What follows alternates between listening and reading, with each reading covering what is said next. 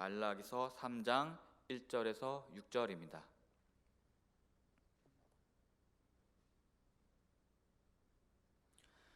말라기서 3장 1절에서 6절 말씀입니다. 우리 다 같이 합독하겠습니다. 만군의 여호와가 이르노라. 보라, 내가 내 사자를 보내리니 그가 내 앞에서 길을 준비할 것이요 또 너희가 구하는 바 주가 갑자기 그의 성전에 임하시리니 곧 너희가 사모하는 바 언약의 사자가 임하실 것이라. 그가 임하시는 날에 누가 능히 당하며 그가 나타나는 때에 누가 능히 서리요.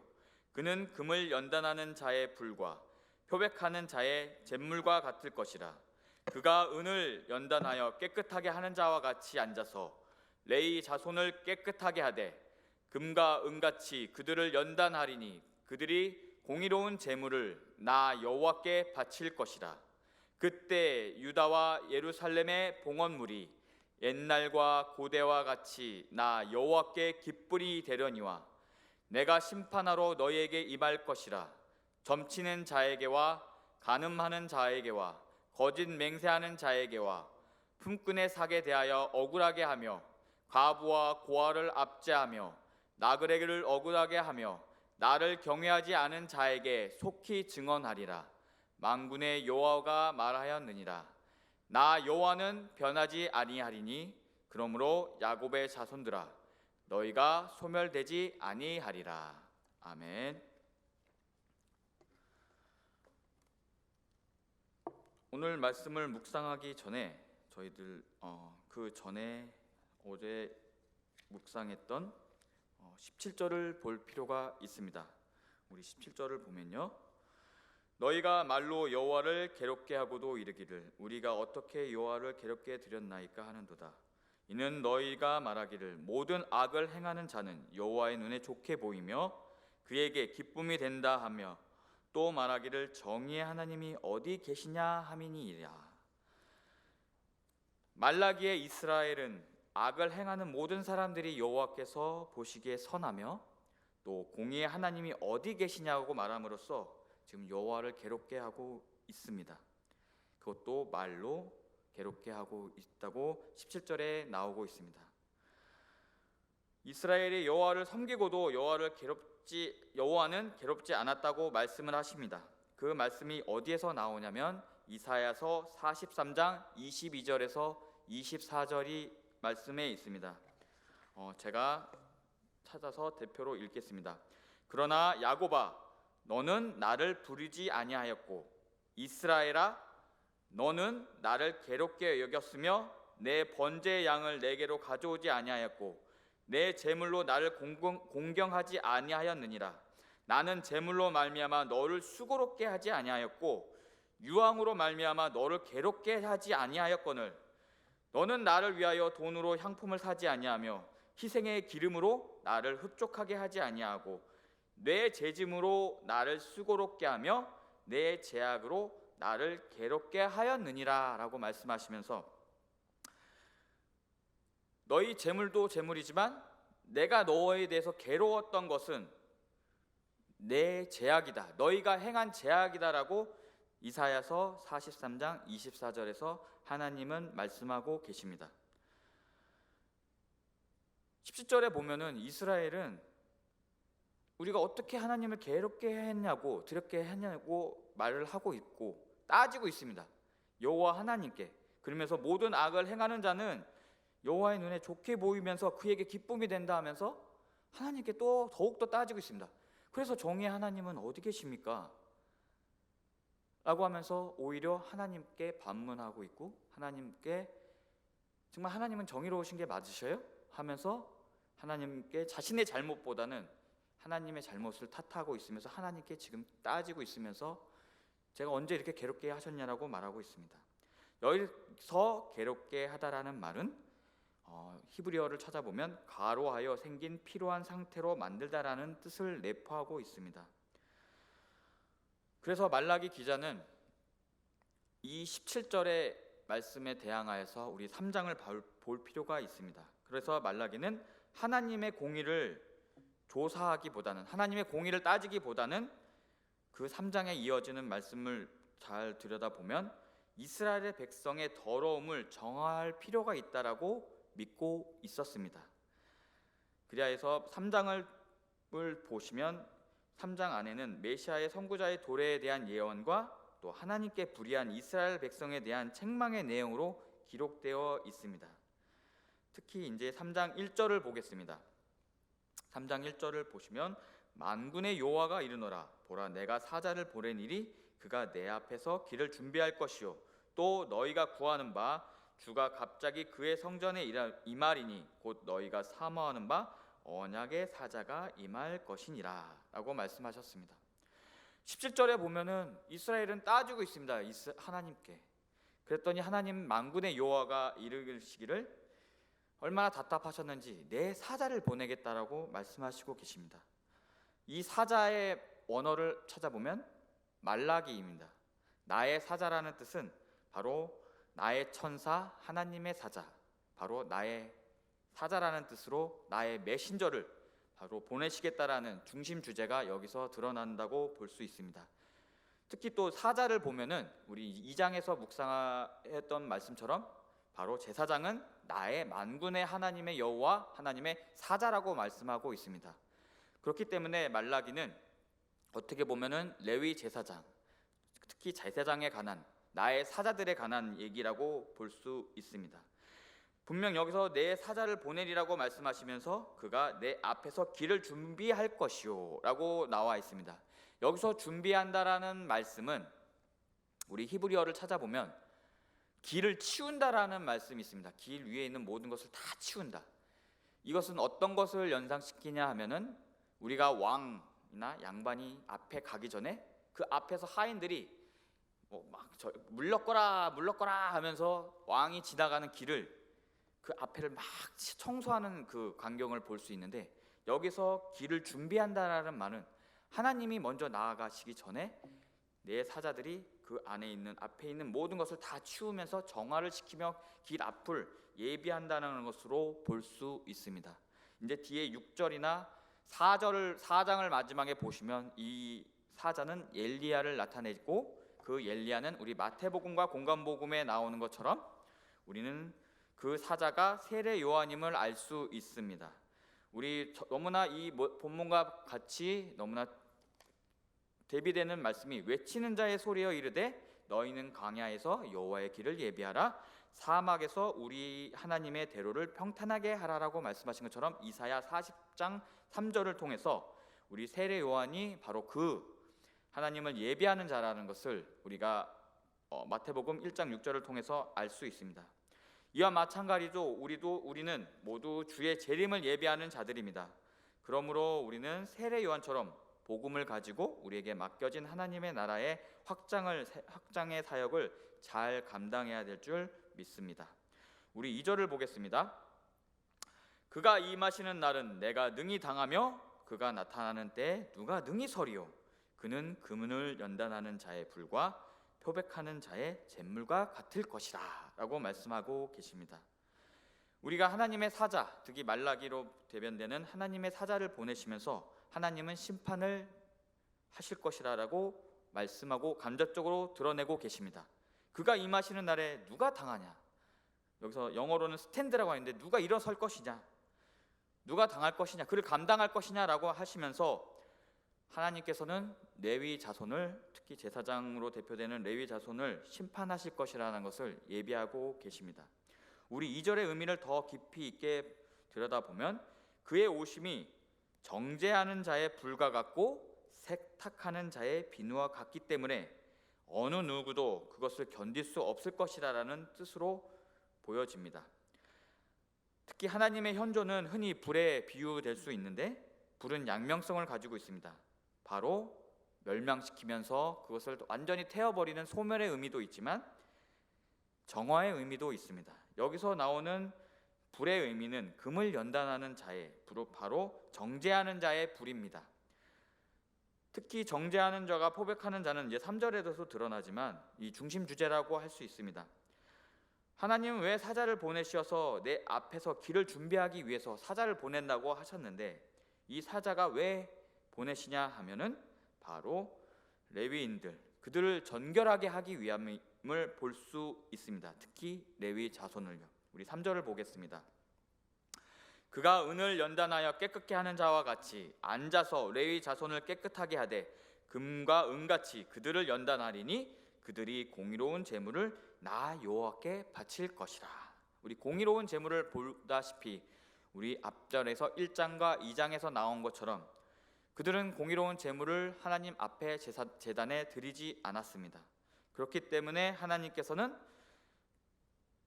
은을 연단하여서 완전히 정결하게 깨끗하게 하듯이 레위 자손을 정죄하고 깨끗하게 하시겠다라고 말씀하고 있습니다. 우리 2절에서 잠깐 보면 표백하는 자의 제물과 같이, 우리 여기서 나오는 제물은 바로 우리가 생각하는 제물과 너무나 같이 있습니다. 우리 비누할 때, 표백할 때 쓰는 우리 알칼리성 그 제물이라고 나오는데, 그것은 우리가 세탁할 때 사용하는 것처럼 우리 은과 같이 금과 같이 재련하여 깨끗하게 하듯이 연단을 통하여서 레위 자손들을 정결하기 위해서 그가 오신다라고 말하고 있습니다.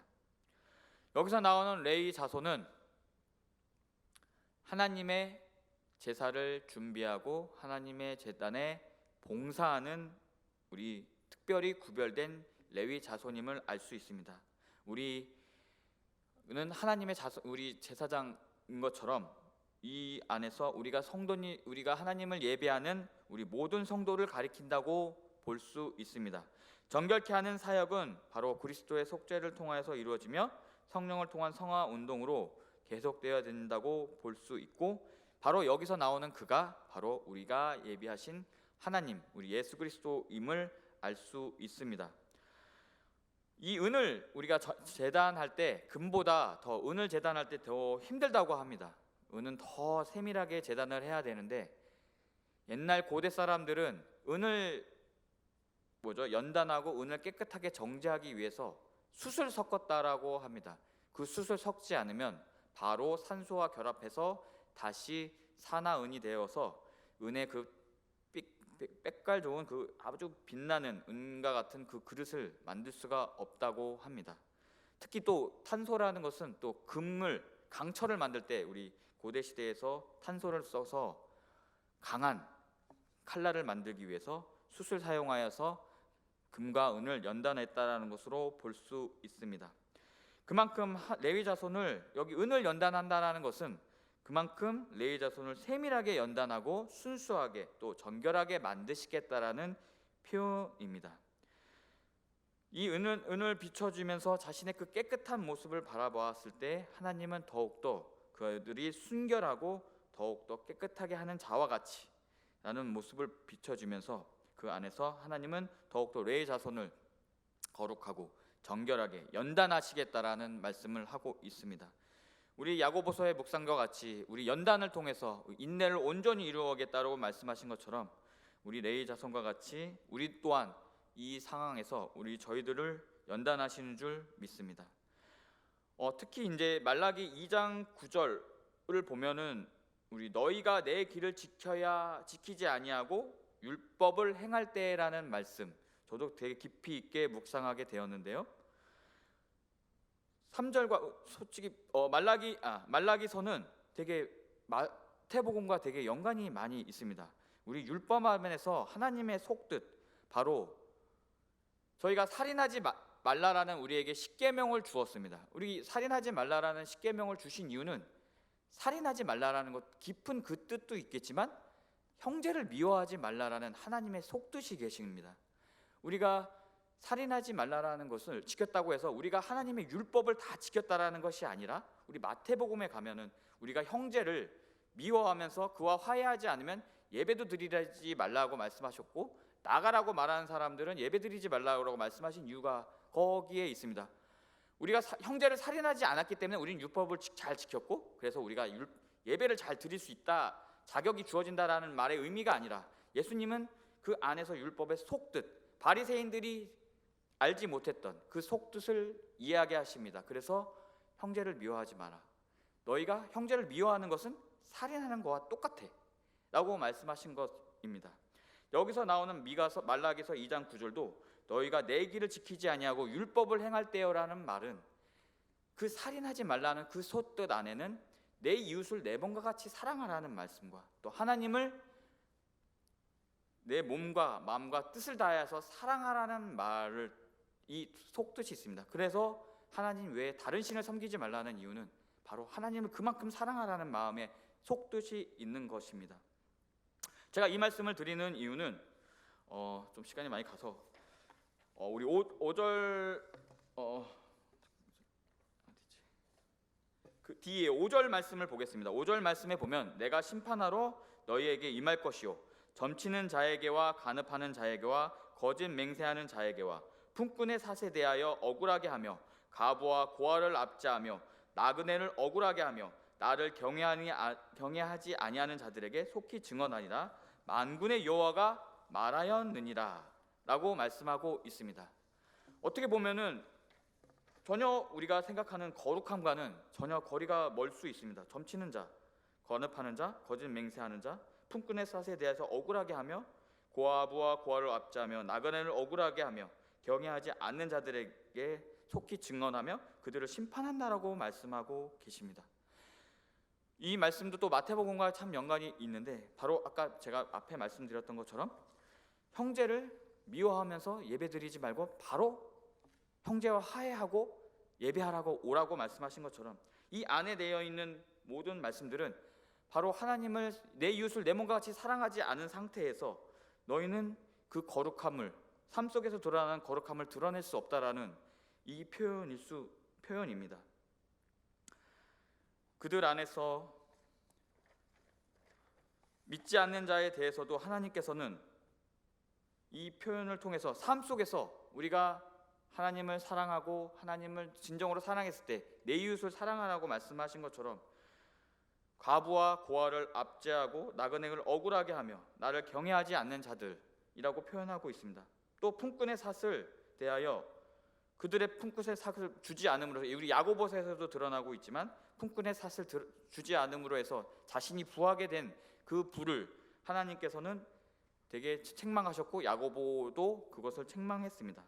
또 그 안에서 거짓 맹세하고 또 간업하는 자, 점치는 자들, 삶 속에서 하나님의 뜻을 행하지 않는 자들을 하나님께서는 심판하고 계십니다. 우리 레위에서 드러나는 것처럼 레위 자손들을 정결케 하는 것과 반대로 또 우리 하나님 이스라엘 자손들에게 하나님은 삶 속에서 너희들이 하나님의 말씀을 잘 지키길 원하시고 그러한 예배를 받으신다라는 것을 우리는 마태복음을 통해서도 알 수 있습니다. 우리 미가서 6장 6절에서 8절을 보면 제가 읽겠습니다. 내가 무엇을 가지고 여호와 앞에 나아가며 높으신 하나님께 경배할까? 내가 번제물로 1년 된 아주 좋은 상어지를 가지고 그 앞에 나아갈까? 여호와께서 천천의 순양이나 만만의 강물 같은 기름을 기뻐하실까? 내 허물을 위하여 내 맏아들을 내 영혼의 죄로 말미암아 내 몸의 열매를 드릴까? 사람아 주께서 선한 것이 무엇임을 내가 보이셨나니 하나님께서 내게 구하시는 것은 오직 정의를 행하며 인자를 사랑하며 겸손하게 내 하나님과 함께하는 것이 아니냐. 우리 야고보서도 묵상했지만 1장 27절에 보면 하나님 아버지 앞에서 전결하고 더러움이 없는 경건은 곧 고아와 가부를 그 환난 중에 돌보고 또 자기를 지켜 새 속에 물들지 아니하는 그것이니라 라고 야고보서 1장 27절에 나와 있습니다. 우리의 거룩함이라는 것은 바로 하나님께 전결하게 되고 은과 같이 하나님 앞에 거룩하여짐도 있지만 우리의 삶 속을 통해서 하나님의 말씀을 실천하는 것이 그것이 바로 하나님께서 원하시는 회개의 열매임을 알 수 있습니다. 특히 우리 누가복음에 보면 우리 세례 요한이 너희들은 회개의 열매를 맺어야 된다라고 말씀합니다. 그때 바리새인들, 세리들, 군인들이 물어봅니다. 그럼 어떻게 해야 됩니까? 저희들이 어떻게 해야지 회개의 열매를 맺습니까? 라고 하면서 그 많은 대답들 중에 세례 요한이 대답을 합니다. 너희가 정한 새 외에는 받지 말라라고 합니다. 그리고 군인들에게 너희들의 힘을 이용해서 강포하지 말라라고 말씀을 하십니다. 그 뜻은 무엇이냐 하면은 너희가 할 수 있는 일을 하라는 것이죠. 너희가 할 수 있는 일을 하고 네가 하지 말아야 할 일을 하지 말아라. 삶을 통해서 그것이 바로 너희들이 세례 요한이 말하는 회개의 열매니라 라고 말씀하고 있습니다. 우리 이 말라기 1장에서 6절을 묵상하면서 진정으로 거룩하게 회개하는 것, 우리는 이 예배를 통해서 회개할 수 있습니다. 하지만 세례 요한도 그렇지만 우리가 진정으로 맺어야 할 것은 회개의 열매를 맺는 것입니다. 그 회개의 열매는 단순하게 하나님 안에서 거룩하게 되어지고 하나님 앞에서 거룩해지는 단순한 그러한 모습, 단순하게 그냥 회개 기도만 드리는 것이 아니라 그 회개를 통해서 우리의 삶이 변화되고 삶 속에서 우리보다 약한 사람을 또한 하나님께서 말씀하신 명하신 대로 이웃을 사랑하는 그것을 실천했을 때 우리가 하나님께서 원하시는 거룩함임을 우리는 말라기서를 통해서 간접적으로 알 수 있습니다. 말씀을 마치겠습니다. 우리 17절을 보면 다시 한번 2장 17절을 묵상하겠습니다. 우리가 어떻게 여호와를 괴롭게 드렸나이까? 이는 너희가 말하기를 모든 악을 행하는 자는 여호와의 눈에 좋게 보이며 그에게 기쁨이 된다 하며 또 말하기를 정의 하나님이 어디 계시냐라고 함이니라 라고 말하고 있습니다. 과연 이스라엘이 말하는, 지금 이 말라기서에서 말하는 정의 하나님 어디 계십니까? 라고 말하는 그 이스라엘이 말하는 정의는 과연 무엇일까요? 하나님께서는 3장을 통해서 말씀하고 계십니다. 레위가 전결하고 그리고 너희들 이웃을 사랑하다. 특히 과부와 너희보다 못한, 너희보다 제일 작은 자들에게 행하는 것이 바로 나에게 행한 거다라고 말씀하신 예수님의 말씀처럼 우리가 사랑을 실천하는 것입니다. 분명히 제2성전 건축을 통해서 하나님의 임재가 이스라엘에게 임하였을 겁니다. 말라기서는 제2성전 건축 이후에 드러나는 예언서기 때문입니다. 70년간 성전 없이 지내다가 정말 예언서에서 예언되었던 것처럼 다시금 성전을 건축할 수 있는 정말 기쁨의 희망에 찬 그러한 감격의 순간을 이스라엘은 맞이했습니다. 바로 우리나라가 광복을 맞았던 것처럼요. 근데 우리가 잘해서 광복을 맞은 게 아니지 않습니까? 일본이 망했기 때문에 우리가 광복을 맞이했습니다. 이스라엘이 제2성전을 건축하면서 자신들이 회복되고 다윗과 같이 큰 정의가 다시금 이스라엘의 전성기가 올 거라고 그들은 희망했을지도 모릅니다. 그래서 이제 하나님이 우리 일으켜 세우실 거야 했는데 막상 예배는 회복되지 않으면서 그들은 왜 하나님 성전을 건축해 주셨으니까 우리의 전성기가 이제 시작되는 거 아닙니까? 하나님 그 약속해 주신 정의의 하나님이 어디 있으십니까? 라고 이스라엘은 말하고 있는지도 모릅니다. 바로 이 상황에서 우리가 생각하는 정의와 하나님께서 생각하시는 정의, 우리가 생각하는 거룩함과 하나님이 생각하는 거룩함에 대해서 오늘 하루 묵상하셨으면 좋겠습니다. 다 같이 기도하겠습니다. 사랑과 은혜가 많으신 하나님 아버지 감사합니다. 오늘도 하나님께서 말씀하시는 거룩함, 그리고 레위 자손을 정결하게 하신다는 말씀, 그리고 또 그 안에서 우리가 삶을 통하여서 우리가 거룩함을 어떻게 드러내야 되는지를 오늘 묵상하길 원합니다. 6절의 말씀처럼 나 여호와는 변치 아니하니 야곱의 자손들아 너희가 소멸되지 아니하라고 말씀하신 것처럼 언제나 주님을 믿고 따를 때 하나님 그 안에서 더욱더 변치 않는 저희들 거룩함을 추구할 때 하나님께서 저희들에게 큰 은혜와 사랑을 나눠주실 줄 믿사옵나이다. 하나님 더욱더 하나님 안에서 예배드리길 원하고 간절히 거룩하길 원하고 하나님의 뜻이 무엇인지를 구하는 저희들이 될 수 있도록 주님 허락하여 주시고 하나님의 뜻이, 하나님의 거룩함이 단순히 하나님 저희들의 의지와 저희들의 인간적인 생각이 아니라 정말 더욱더 하나님께 분별하며 이 세대를 본받지 말고 하나님의 선하시고 기뻐하시고 온전한 뜻이 무엇인지를 하나님 깨닫는 오늘 예배가 될 수 있도록 도와주시고 묵상하는 또 그 이후의 기도 시간이 될 수 있도록 주님 허락하여 주시고 또 1,000번째 예물이 있습니다. 이 예물 드린 손길 위에 하나님 축복하여 주시고 그 안에서 어떤 어려움과 환난 없이 하나님을 잘 믿고 거룩한 삶을 살 수 있도록 주님 허락하여 주시옵소서. 주님께서 함께할 줄 믿사오며 예수님의 이름으로 기도드리옵나이다.